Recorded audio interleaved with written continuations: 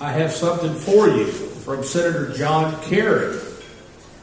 I said, my God, he knew I was Italian. She said, no, I was supposed to give you this envelope years ago. I said, what year was that? She said, 2006. So I've received a letter from John Kerry that's now 8 years old. It's from you. So anyway, as I told her, better late than never.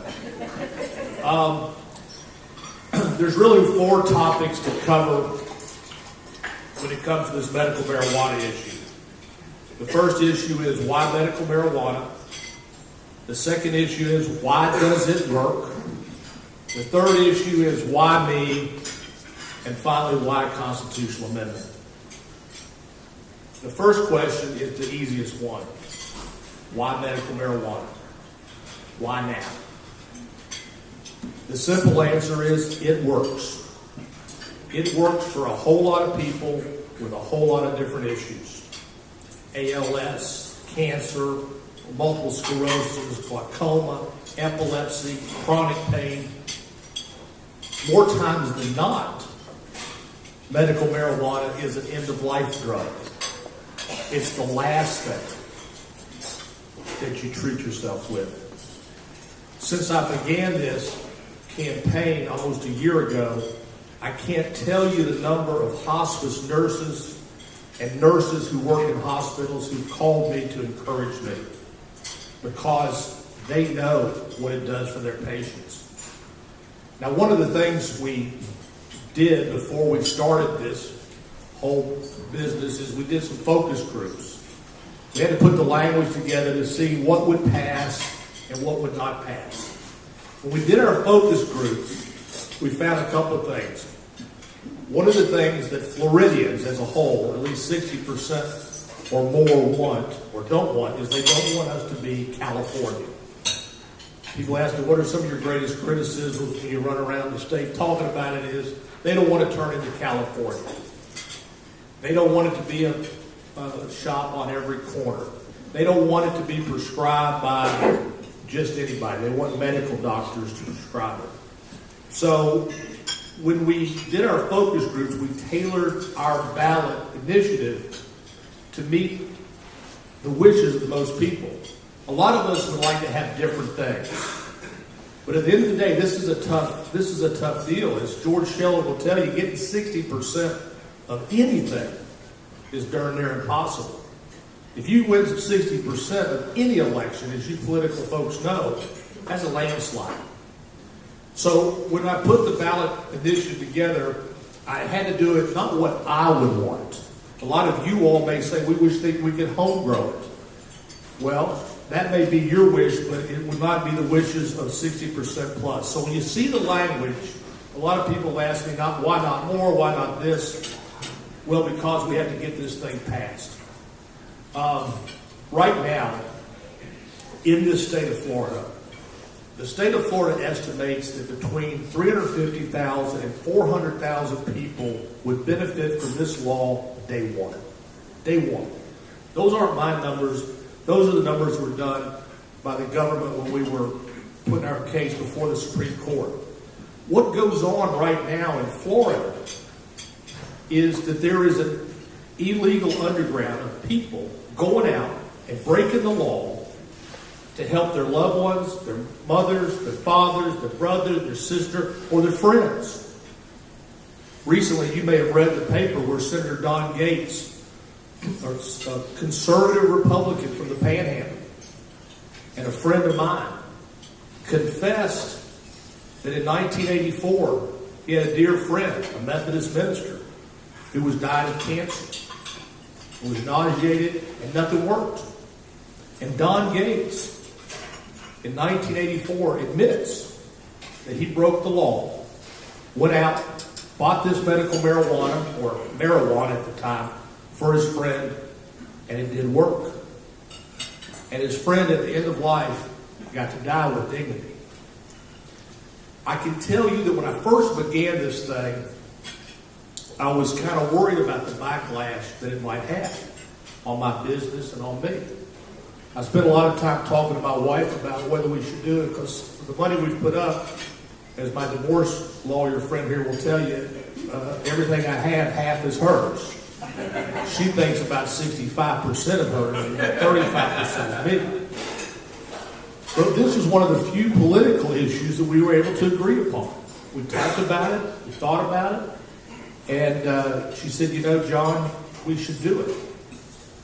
Now, I can tell you that since I began this mission, I've called it a mission of mercy, I have been overwhelmed by the numbers, thousands and thousands and thousands of emails, letters, cards encouraging me.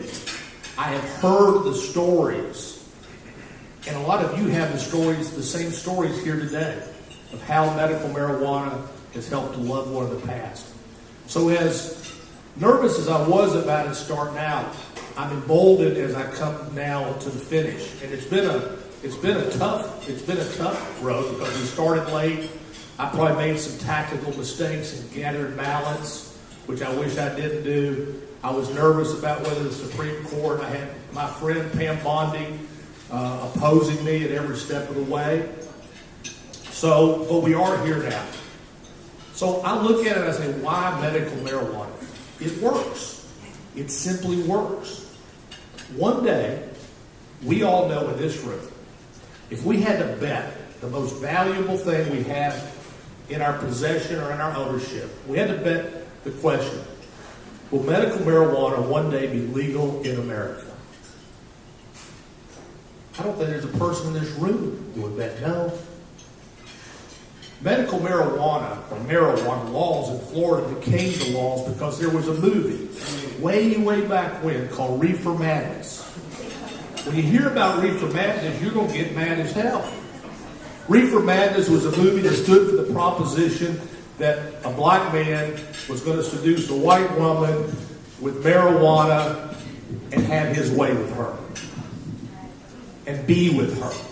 And that movie was what the drug czar of the day saw and what the drug czar of the day then implemented. And those are our laws here today in America. It's laws based in racism, hatred, and fear. The arguments that I'm hearing against medical marijuana are also arguments based on fear and hatred. This is not a law other than a law of compassion.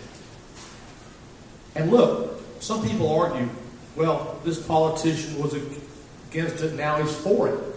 I don't know when it became illegal or bad to change your mind or to evolve or to have read scientific literature and decided, you know what? Maybe I was wrong. I don't know when it became a sin to say maybe I was wrong. Because if we didn't say maybe I was wrong, we'd all still think the world was flat. Sanjay Gupta, one of the most respected doctors in America, 2 years ago, wrote a long article in Time magazine saying that he was against medical marijuana. 2 years later, after a lot of study and a lot of research and actually reading medical journals, going to Hebrew University in Israel, going to Colorado and places where scientific research was going on, he said, you know what? I was wrong. Now, we're all about saying, well, we're not going to watch that guy anymore. He's a flip-flopping doctor. No. He's a doctor that has the courage to say, I was wrong. Being wrong is not a sin. Being wrong and never open to change is the sin. And people think that if you change your position or if you change your mind, you're somehow not qualified. Listen, I'm more open to the person who's open to science and medical literature and real life stories of real life people. So look, I am a political scientist, which means I was no good at math and I was no good at science. But I was real good at memorizing shit at the University of Florida.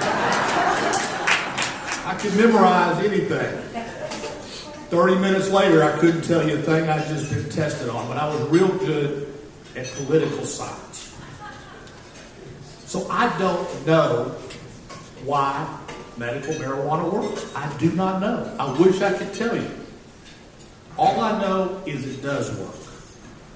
I don't know why water quenches our thirst. I have no idea. I just know this, that when I'm thirsty and I drink water, my thirst is quenched. I know this, if I'm thirsty, I'm not going to drink tequila to quench my thirst. Right now, the way we treat patients in Florida is with a drug called OxyContin. Taking OxyContin is the equivalent of drinking tequila when you're thirsty. I don't know why aloe works. I have no idea. It's a plant out in the backyard. You cut it in half and you rub it on your sunburn and your sunburn goes away. I don't know why it works. I just know it does. And the more I travel the state and the more I hear from people, I become more convinced every single day. Give that guy my business card, please. We handle workers' comp.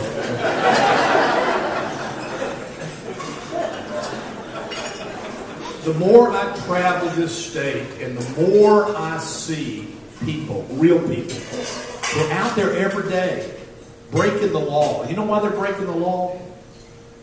They're breaking the law because they love somebody so much that they're willing to risk their law degree, getting into medical school, lose their job, not being a law enforcement officer.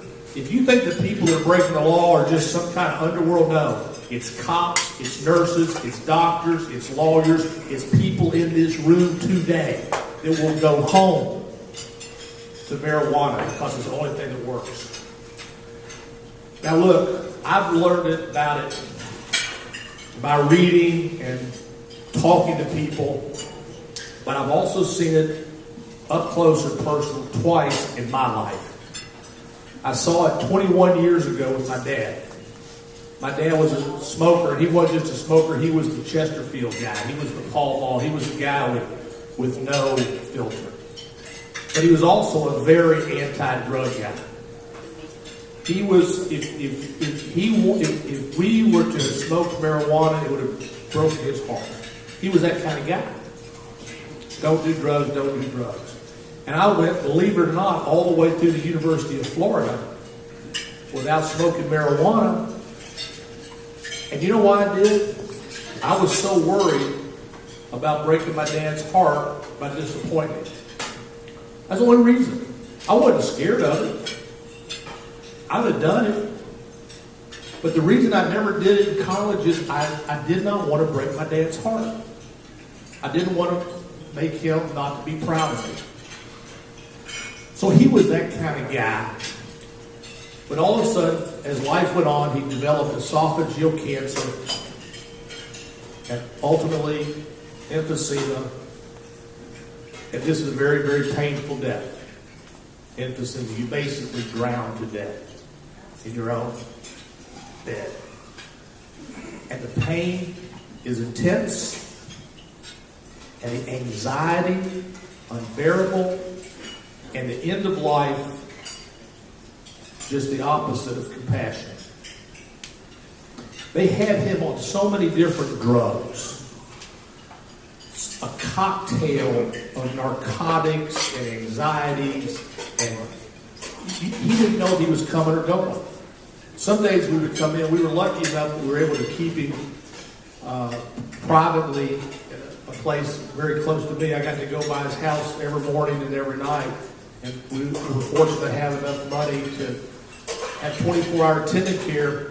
I went there one morning, he didn't know where he was. He was reaching there grabbing for something. And he was so doped up and so out of it, and none of it was working. And I finally said, Daddy, look, I know you're against marijuana, but for God's sake, we're at the end here. How do you want to die? It's an unbelievable conversation to have with your father. How do you want to die? And I said, I don't want you to die curled up in fetal position not knowing if it's Saturday or Wednesday. I don't want you grabbing at the air because of all the drugs that they got mixed up. I said, let's throw this shit away and let Tim get you some marijuana. He was in that hospital bed. He said, I'll do it. I'll do it. We had somebody that took care of him, and Dolores. And I said, Dolores, tonight make him a roast, make him some food, let's see if he can eat it. That night, that very night, I walked in, he's sitting at the table, he's got a roast and carrots, and those little onions, those little potatoes, and he's sitting there at the dinner table with a Miller Lite in front of him. I'll never forget it. And he walked in, and he looked at me, and he said, John, this shit works.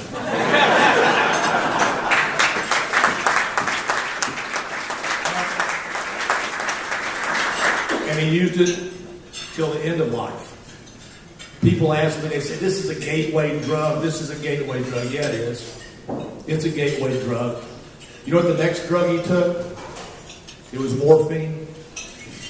It was a morphine drip where you hook them up and the pain becomes so unbearable that we basically drip, drip, drip, drip until there's almost a legalized euthanasia. That's the gateway drug.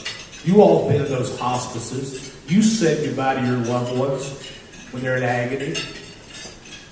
The second time I saw it was with my brother Tim. And when this law is passed, and when this law becomes law, we'll call this Timmy's Law.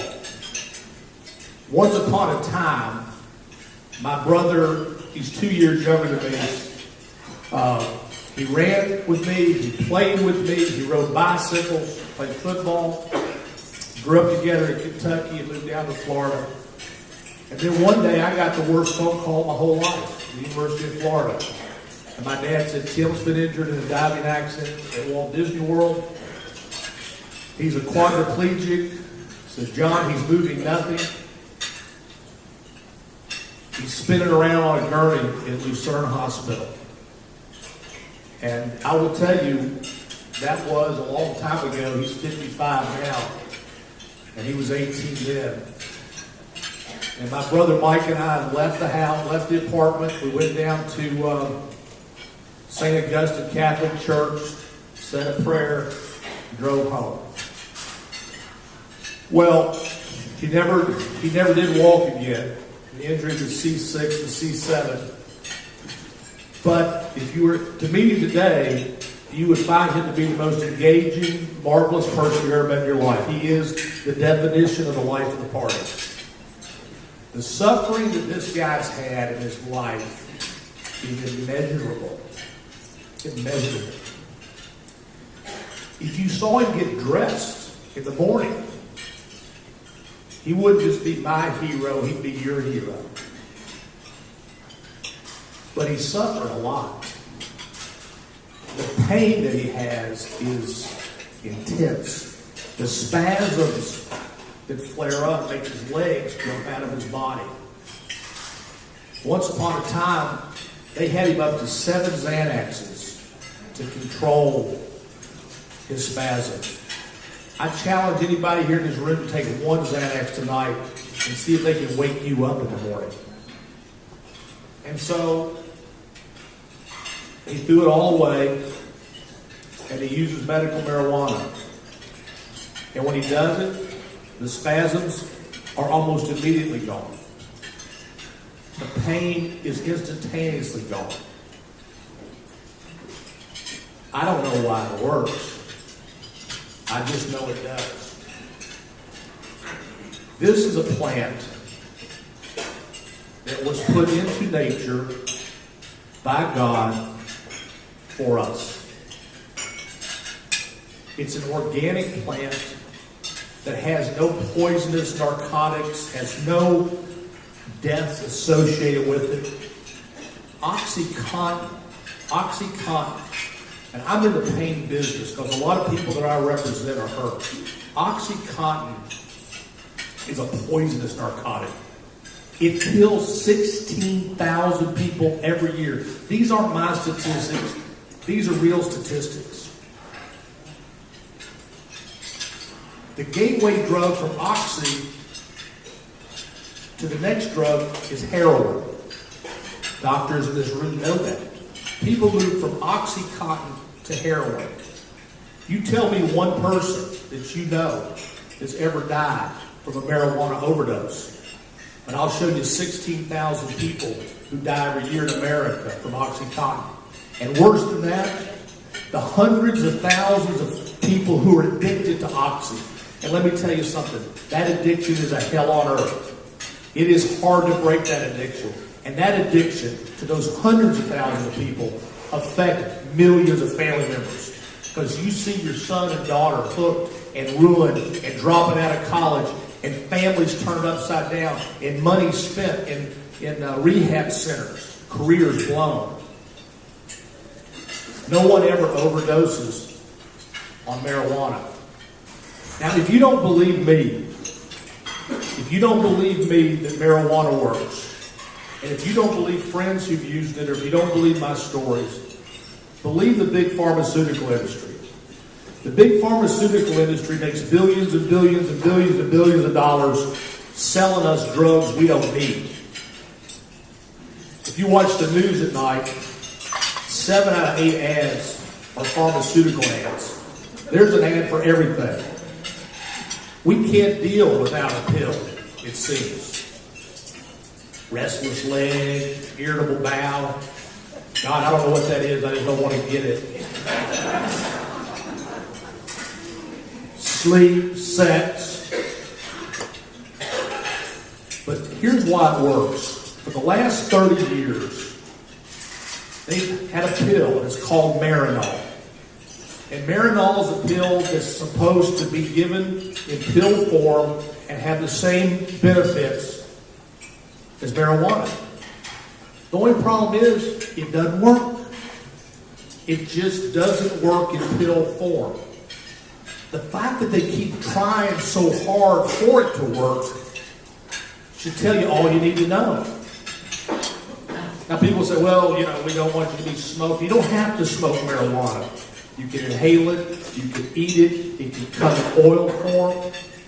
When you hear people talking about smoke, you're hearing about fear that doesn't exist.